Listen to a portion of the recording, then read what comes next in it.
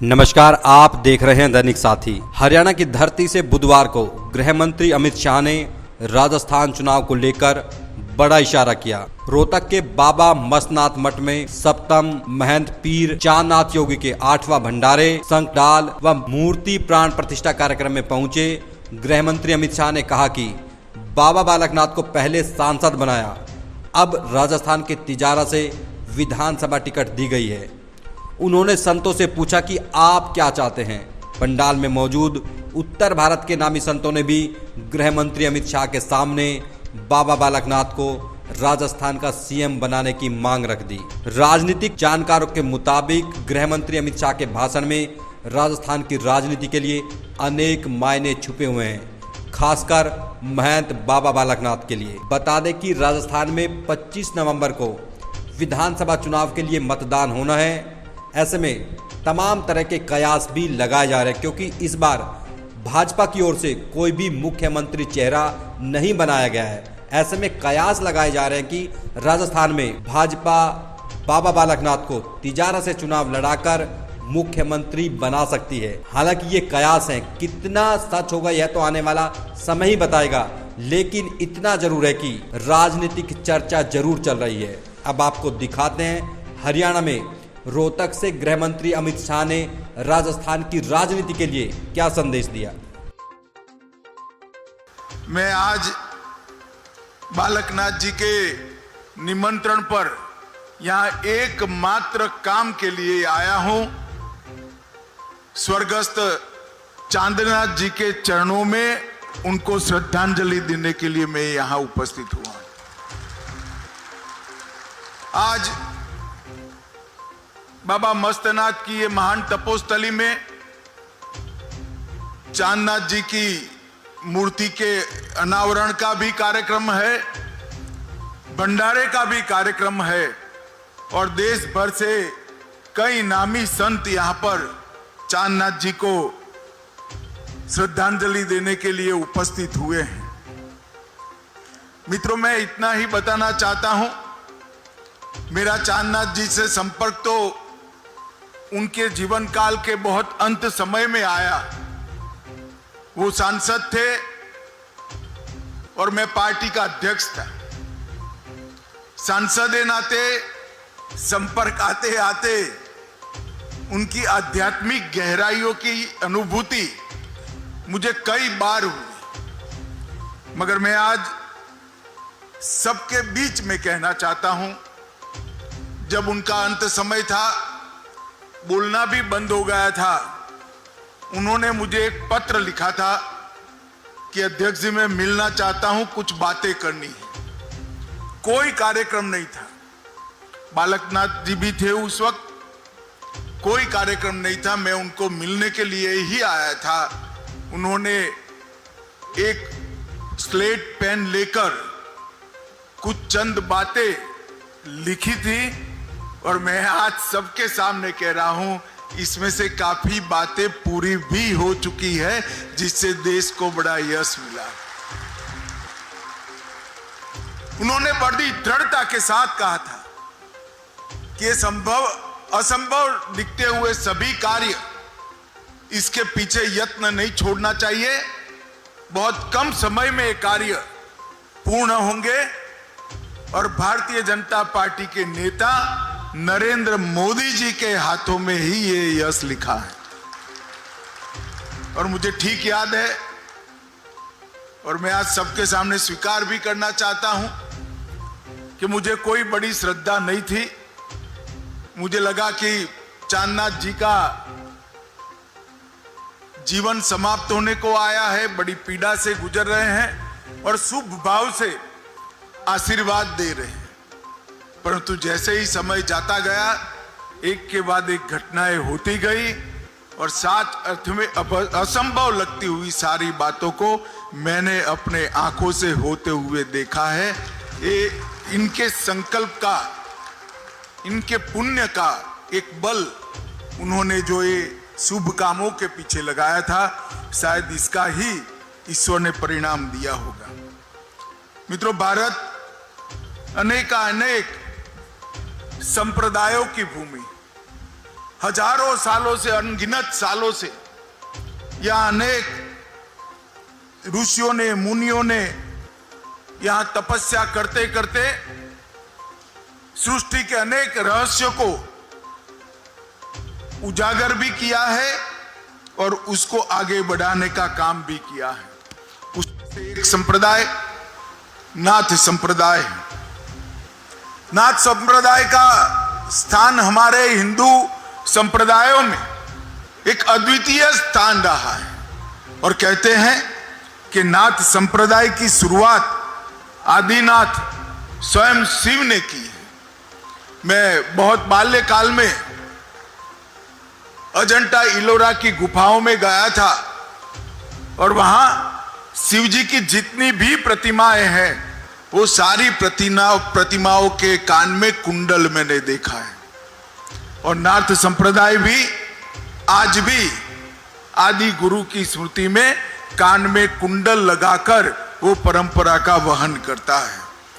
और नाथ संप्रदाय में 9 नाथों की परंपरा में इसी स्थान पर महंत चौरंगी नाथ से लेकर बाबा मस्तनाथ से लेकर यहां पर अब बालकनाथ जी तक कई संतों ने समाज सेवा के अनेक आयाम यहां गढ़ने का काम किया है।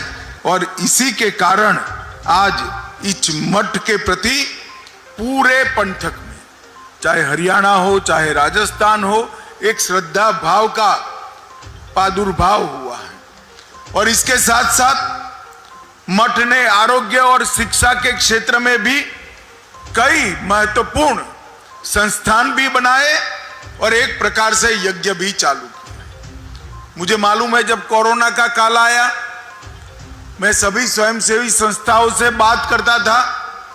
हरियाणा में जो 5-6 संस्थाओं से मैंने बात की थी, इसमें एक बालकनाथ जी से भी बात करी, परंतु अविरत रूप से इस मठ ने आगे बढ़कर यहां पर सेवा का एक यज्ञ करा था। और यहां पर 8वीं शताब्दी से जो सेवा की परंपरा चालू रही है, महंत चांदनाथ जी को भी मिला था और अब उनके शिष्य बालकनाथ जी ये परंपरा को आगे बढ़ा रहे हैं।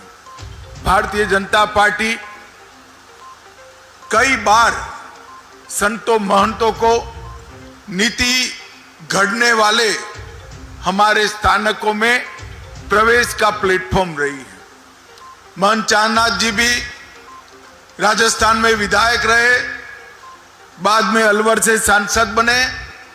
बालकनाथ जी भी अलवर से सांसद बने, अब राजस्थान में विधायक बनने के लिए फिर से जा रहे हैं। और ये परंपरा जो भारतीय जनता पार्टी ने चालू की है, वो परंपरा से विधानसभाओं और संसद में अनेक संस्कृति को घड़ने के आयाम हमारे संतों महंतों ने हमारे कानून बनाने वाली संस्थाओं में रखे हैं। मित्रों, आज मैं जब यहां आया हूं तब एक बात का जरूर जिक्र करना चाहता हूं। अभी अभी एशियाई खेल 2022 समाप्त हुए और हम सब के लिए आनंद का विषय है और हरियाणा के लिए और आनंद का विषय है कि एशियाई खेलों में 100 से ज्यादा पदक जीतने का सबसे पहली बार आजादी के बाद भारत को सम्मान मिला है। हर खेलों में, चाहे टोक्यो ओलंपिक हो, पैरा ओलंपिक हो, डैम्प ओलंपिक हो, थॉमस कप हो, कॉमनवेल्थ हो और विश्व चैंपियनशिप की प्रतियोगिताएं, हर जगह पर 2014 के बाद उत्तरोत्तर भारत ने प्रगति करी। इसका मुख्य कारण है मोदी जी ने खेलों के लिए सिर्फ भाषण नहीं किए, गांव से लेकर राष्ट्रीय स्तर पर प्रतिभाओं की खोज करना, उनकी ट्रेनिंग की व्यवस्था करना, उनके वित्त पोषण और शरीर के पोषण की चिंता करना, प्रतिभाओं के बीच में से पारदर्शी तरीके से खिलाड़ियों का चयन करना और उसके बाद वो खिलाड़ी विश्व के रिकॉर्ड के बरोबर हो तब तक उसके खेलों में उन्नयन के लिए सतत प्रयासरत रहना। अनेक विध योजनाएं और अनेक विध कार्यक्रमों के माध्यम से खेलो इंडिया जैसे कार्यक्रम तो एक प्रकार से मैं कह सकता हूं गेम चेंजर साबित हुए। खेलों के क्षेत्र में भारत जब देश आजादी की शताब्दी मनाता होगा तब हर क्षेत्र की तरह खेलों में भी भारत विश्व में सर्वप्रथम हो, इस प्रकार के इंफ्रास्ट्रक्चर की रचना हमारे प्रधानमंत्री जी ने की है। आज इस मंच से मैं प्रधानमंत्री जी को हृदय से बहुत बहुत बधाई देना चाहता हूं। मित्रों, अभी अभी G20 हुआ, आप सभी ने देखा होगा। G20 में दुनिया के कई देशों के राष्ट्राध्यक्ष एक साथ सुबह राष्ट्रपिता की समाधि पर एक साथ पहुंचकर महात्मा गांधी को श्रद्धांजलि देते थे। वो दृश्य समग्र भारत के लिए गौरव का दृश्य है। और मोदी जी ने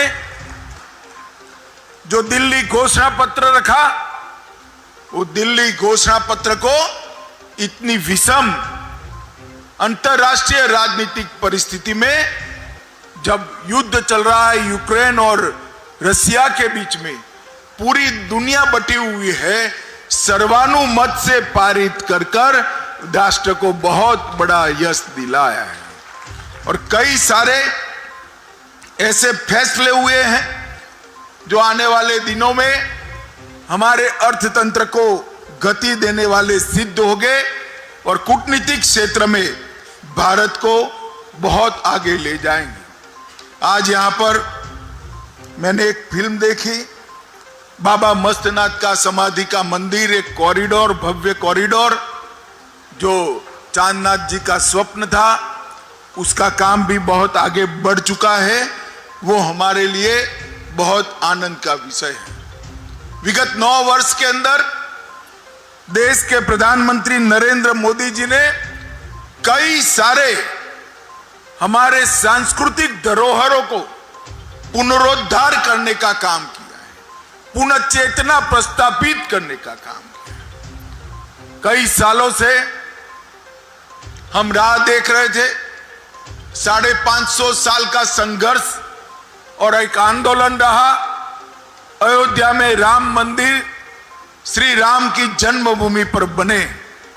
कई सालों तक हम लड़ाई लड़ते रहे, मगर 2019 में देश ने मोदी जी को फिर से प्रधानमंत्री बनाया और एक दिन सुबह रक्त की बूंद बहाए बगैर मोदी जी ने इसका भूमि पूजन कर दिया। और मित्रों, जनवरी 2024 में हम सब बहुत भाग्यवान हैं कि हमारे जीवन में ही हम देख पाएंगे कि जहां प्रभु श्री राम का जन्म हुआ था वहां ही रामलल्ला विराजमान होंगे और समग्र विश्व के अंदर सनातन धर्म का फिर से जय जयकार होगा। इसके साथ ही औरंगजेब के समय में तोड़ा हुआ काशी विश्वनाथ कॉरिडोर फिर से बना, उज्जैन में महाकाल कॉरिडोर बना, सोमनाथ सुवर्ण से मंडित हो रहा है, केदारनाथ और बद्रीनाथ का पुनरुद्धार हुआ, करतारपुर कॉरिडोर बना और कश्मीर में शारदा पीठ, आदि शंकर की शारदा पीठ की पुनः स्थापना करने का काम यही 9 साल। ये 9 साल एक प्रकार से हमारे सांस्कृतिक पुनर्जागरण के 9 साल है। योग के माध्यम से मोदी जी ने समग्र विश्व के अंदर योग और आयुर्वेद को, भारत की ये पुरातन हमारे ऋषि मुनियों की धरोहर को लोकप्रिय बनाकर आगे बढ़ाने का काम किया है। और इसके साथ ही काशी तमिल संगमम, काशी तेलुगु संगमम और काशी सौराष्ट्र संगमम के माध्यम से दक्षिण और उत्तर को जोड़ने का काम भी मोदी जी ने कहा है। और पार्लियामेंट का जब नया बिल्डिंग बना तब पूरे विधि विधान के साथ चोल साम्राज्य के प्रतीक धर्मदंड सेंगोल को हमारी पार्लियामेंट के अंदर प्रस्तापित करने का काम नरेंद्र मोदी जी ने। और इससे समग्र देश के सांस्कृतिक और आध्यात्मिक आंदोलन को एक बहुत बड़ी गति और चेतना मिली। आज यहां पर महंत चांदनाथ जी की मूर्ति का अनावरण हुआ है, भंडारा भी हुआ है। महंत चांदनाथ जी के मेरा संपर्क उनके जीवन के अंत काल में ही आया, परंतु कई बार उन्होंने मुझे कई प्रकार की आध्यात्मिक अनुभूतियां कराई है। मैं महंत चांदनाथ जी को आज बड़े मन के साथ भावपूर्वक श्रद्धांजलि देता हूं और आशा करता हूं कि बाबा मस्तनाथ की तपोस्थली ये भूमि से अभी भी सैकड़ों सालों तक सेवा की और धर्म की सर्वाणी यहां से बहती रहे और लोगों के जीवन का कल्याण हो। यही ईश्वर प्रार्थना के साथ मेरी बात समाप्त करता हूं। वंदे मातरम। भारत माता की जय।